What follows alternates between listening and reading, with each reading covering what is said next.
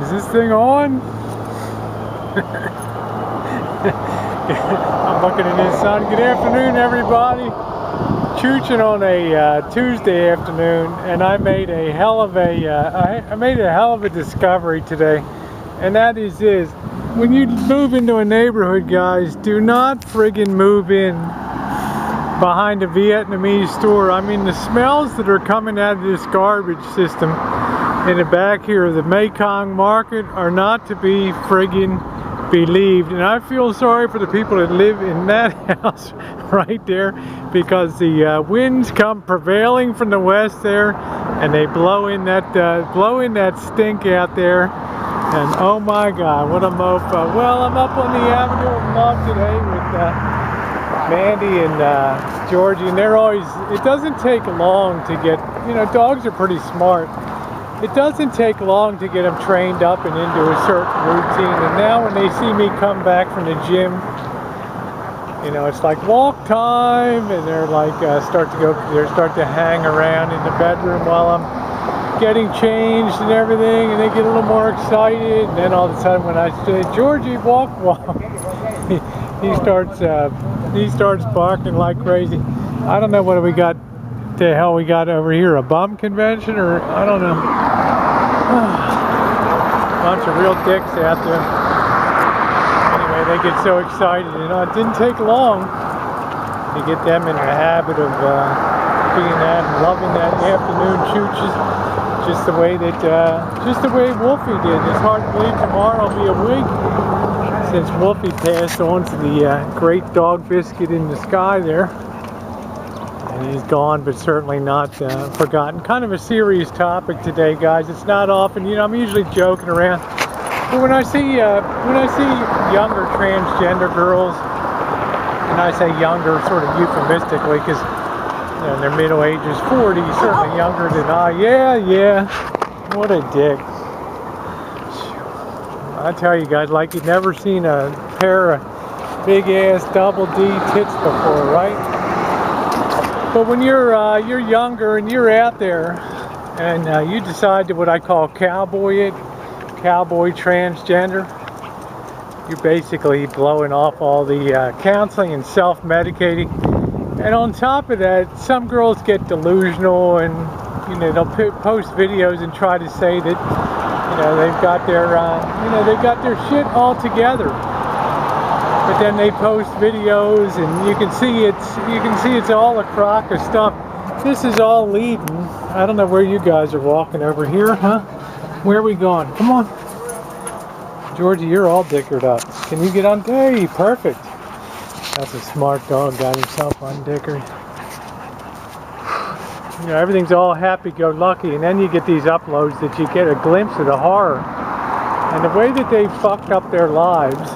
And I'm particularly thinking of this one down in Tennessee that'll be moving to Minnesota. I'm not going to put the name up because I think it's the wrong kind of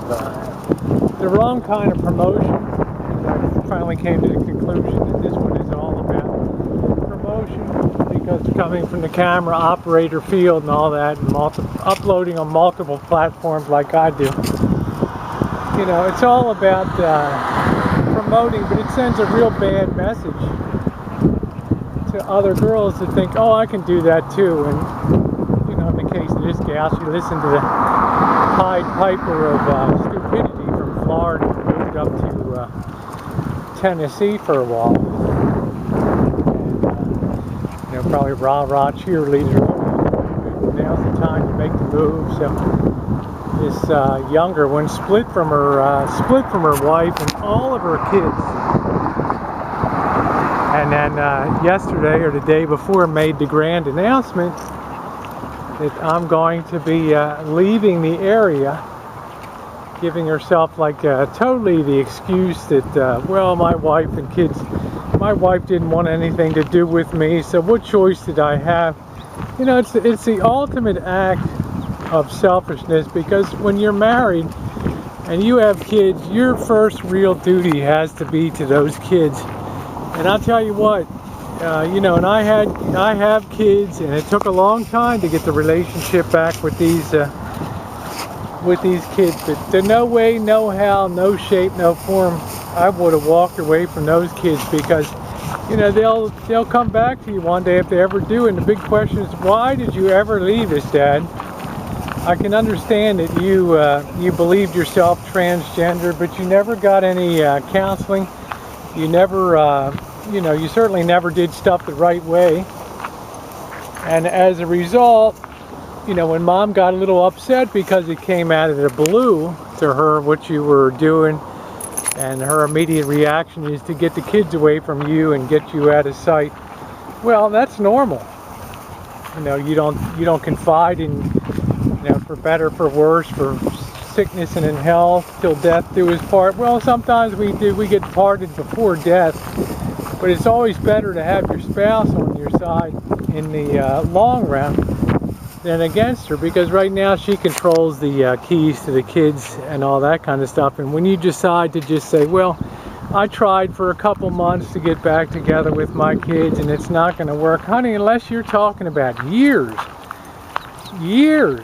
not months of trying to get together with your kids, then I'm sorry, in my mind you're a fuck up of the first order, and you get what you get with the situation you have. And you leave town and those kids, you're going to come back to them, well, I wanted to stay around but Mom wanted me gone, and they're going to say, well, why in the hell didn't you fight for us and stick around if you claim to be the great dad and wanted us in your life and everything?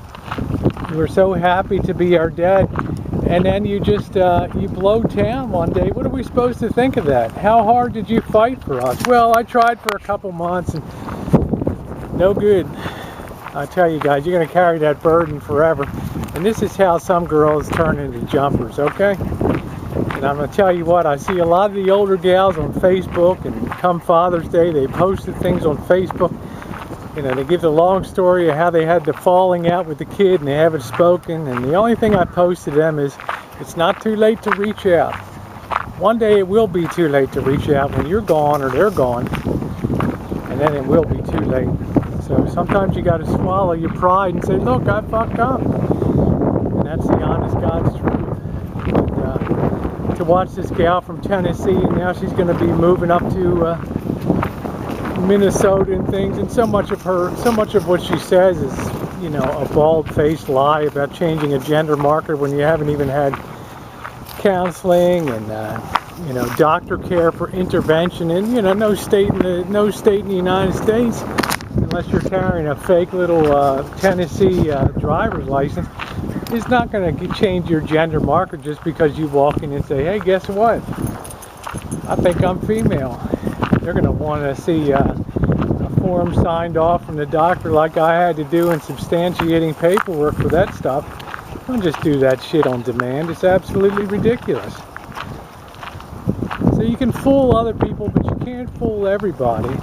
And of course the people that pay are your kids, because as you're finding out now when you're transgendered and you start to lose a few of your jobs and stuff, it gets more and more difficult as more and more doors close to you. And then guess what? You don't have support from anybody that loves you behind you. Yeah, you have some friends that slap you on the back, girls that would never make the jump themselves, but rah-rah cheerleader types that like to live vicariously through transgender girls. There's a million out there on Facebook and stuff like that. But until you're doing it yourself in the first-hand experience, you can go really wrong in really major ways by what I call the ultimate act of selfishness, by just moving on and having yourself that smug feeling, well, I tried, so fuck it all, and move 8 states away and all this stuff. And the problems of support will come, and this family will just spiral right down the shitter, because Dad has moved on and basically did abandon the family. I don't care what anybody says. And the funny thing is, just in the same way that the rah-rah cheerleader abandoned her family and they want nothing to do with her, and she nothing to do with them. That's the type of selfishness and self-absorbed behavior that leads to so many problems and gives so many in the transgender community the wrong, what would you say, it gives them a bad label amongst a lot of other people, because they come off as the ultimate in selfish people, because they don't put the time in to allow other people to transition. And that, by that I mean, you know, when you come out to your wife, and Andy's dicker here, you finally just announced to your wife, guess what, I'm transgendered and I'm leaving around Christmas time. Well, guess what, it slams into her like a ton of bricks. You think she can adjust to that in 2 or 3, 4, 5, 6 months? No, baby, it takes years to adjust to that. And when you're not around from now on, all she's gonna feel is that hatred towards you grow and grow as her life spirals down and her kid's standard of living collapses, because your job choices become fewer and fewer, and you know, you're supposed to pay child support, and now you're mooching on somebody else to live. It's a really, really, really vicious spiral. Hey, this is tough love. This is tough love that, you know, a lot of girls need to hear, because I'd rather piss off a few people in the hopes of saving 1 or 2 girls from doing the wrong thing than worry about pissing off a few people, because, you know, at this point I don't care. You know, I've seen such a major tragedy unfold here amongst the clown and her puppet, that it's just been a totally bad thing, and they're both just spinning totally out of control, and both just circling the drain and going right down the shitter. It does not have to be like that. You know, if you follow people and do stuff the right way, talk to your spouse. I think there's something going on with me. You don't go to your kids, as this girl, and I used it in quotations, did, and tell them, I think there's something wrong with me, or I'm sorry, there's something wrong with me. What kind of way is that to come out to your kids? You got to come out to your kids in a way that I can't help with who I am. It's not wrong, and don't hate me for it, but I have to be who I have to be. But they have no background in counseling or therapy to deal with stuff coming out the right way, and this is the biggest reason why you need to do things with professional help, and you can't do it alone, because you're not prepared for the backlash from your family and all the bad shit that's going to happen when you try to do it on your own, cowboy style. You end up in tears and messed up. I've been there, and I had the long road back to try to recover. Well, thanks for being here today on this Chooch. Have a good one, and happy trails.